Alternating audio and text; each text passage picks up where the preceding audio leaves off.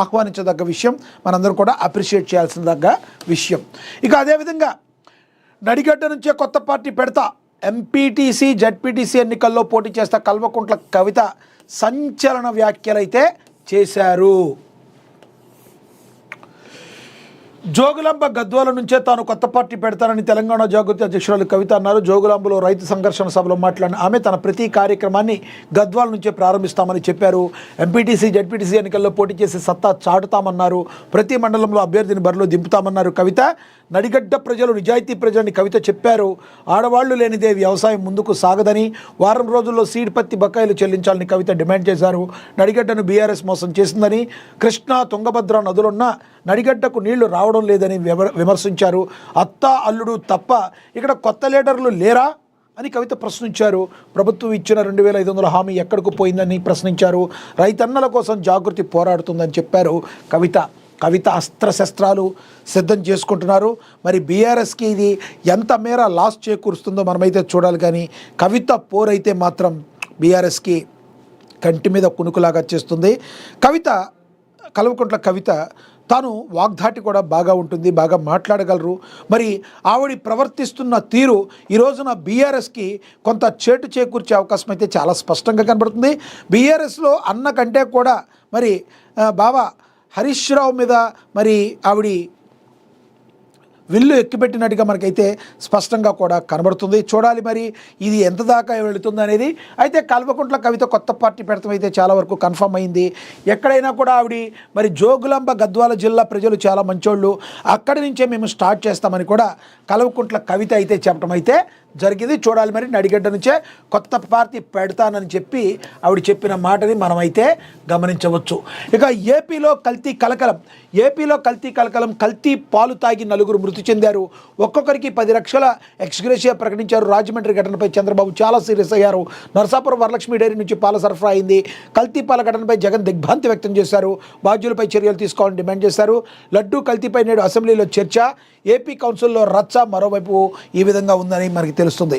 నిజంగానే కల్తీ పాల దందా అనేది రాష్ట్ర వ్యాప్తంగా మాటకొస్తే దేశవ్యాప్తంగా కూడా సంచలనం రేపుతుంది. ఎందుకంటే కల్తీ పాలు ఎక్కడ ప్రతి దగ్గర కూడా ఉంటానే ఉన్నాయి. సంబంధిత ఏఎఫ్సీ అధికారులు ఏం చేస్తున్నారు, ఫుడ్ సేఫ్టీ అధికారులు ఏం చేస్తున్నారని మరి మనం దీని మీద ఆలోచించాల్సిన అవసరం ఉంది. ఈ రోజున పాలే కాదు, ఆహార పదార్థాలన్నీ కూడా కల్తీ అయిపోయిన పరిస్థితిని మనమైతే గమనించవచ్చు. నిండు ప్రాణాలు మరి 4 బలైపోయినాయి. ఎంతోమంది మరి పేషెంట్లు అయిపోయారు. కిడ్నీలు పోయి డయాలసిస్ వచ్చే రేంజ్కి అయిపోయింది అక్కడ పరిస్థితి. అంటే అక్కడ పరిస్థితి పాలల్లో ఎంతటి దారుణం జరిగిందో మనమైతే గమనించవచ్చు. ఈ గృహలక్ష్మి డైరీ అనే దానికి సంబంధించి ఎవరైతే దీనికి ఓనర్ ఉన్నారో వాళ్ళ మీద చర్యలు అయితే తీసుకున్నారు. ఎన్ని చర్యలు తీసుకున్నా పోయిన ప్రాణాలు అయితే రావు. ఇక్కడి నుంచి అయినా కూడా సంబంధిత అధికారులు అందరూ ఫుడ్ సేఫ్టీ అధికారులు మీరు ఏం చేస్తున్నారు, మీ మొద్దు నిద్ర వీడి దయచేసి ప్రజల గురించి ఆలోచించండి అని చెప్పి ప్రజలందరూ ఘోష పెడుతున్న పరిస్థితి మనమందరం అయితే గమనించవచ్చు. అసెంబ్లీలో ఆల్రెడీ చంద్రబాబు గారు దీని గురించి మాట్లాడారు. ఇక జగన్మోహన్ రెడ్డి గారు కూడా ఆ ప్రతిపక్ష నేతగా ఆయన కూడా దిగ్భ్రాంతి వ్యక్తం చేయడం అయితే జరిగింది. దీని గురించి మరి ఎవరైతే ఈ తప్పు చేశారో వీళ్ళని మాత్రం ఎటువంటి పరిస్థితుల్లో కఠినంగా శిక్షించాలని అయితే కోరుతున్నారు. తూర్పుగోదావరి జిల్లా రాజమండ్రిలో కల్తీపాలు కలకలం సృష్టించాయి. కల్తీపాలు తాగిన కారణంగా 2 కాలనీల ప్రజలు తీవ్ర అనారోగ్యం బారిన పడ్డారు. 9 మృతి చెందడం భయాందోళనకు గురి చేస్తుంది. రాజమండ్రి పరిధిలోని చౌడేశ్వరి నగర్, వెంకటేశ్వర నగర్ ప్రాంతాల్లో సోమవారం ఉదయం పాలు తాగిన కొద్దిసేపటికే చాలామంది అస్వస్థకు గురయ్యారు. వాంతులు, విరోచనాలు, కడుపు నొప్పితో బాధితులు విలవిల్లాడారు. ముఖ్యంగా చిన్నారులు, వృద్ధులు ఒక్కొక్కరిగా అనారోగ్యం బారిన పట్టడంతో పరిస్థితి విషమంగా మారింది. కల్తీపాలు తాగి చనిపోయిన వారికి ప్రభుత్వం ఎక్స్గ్రేషియా ప్రకటించింది. మృతులకు ఒక్కొక్కరికి 10 లక్షల పరిహారం ప్రకటించింది. మొత్తంగా 12 మంది చికిత్స అందిస్తున్నట్లు వెల్లడించారు. వీరిలో 2 వెంటిలేషన్పై చికిత్స పొందుతున్నట్లుగా మంత్రి సత్యకుమార్ యాదవ్ తెలిపారు. మరోవైపు సీఎం చంద్రబాబు సైతం అసెంబ్లీలో ఈ పరిహారంపై స్పష్టత ఇచ్చారు. రాజమండ్రి ఘటన ప్రభుత్వం సీరియస్గా తీసుకుంది. నరసాపురం వరలక్ష్మి డైరీ నుంచి పాల సరఫరా చేసినట్లుగా గుర్తించింది. పాల నమూనాలను హైదరాబాద్కు కూడా పంపింది. కల్తీ నిర్ధారణ అయితే కఠిన చర్యలు తీసుకోవాలని నిర్ణయించింది. పాల వ్యాపారి నాగేశ్వరరావును పోలీసులు అరెస్టు చేశారు. సీఎం చంద్రబాబు తెలిపారు, కల్తీ పాలు తాగి 9 చనిపోవడం ఎంతో బాధాకరమని మరి చెప్పారు.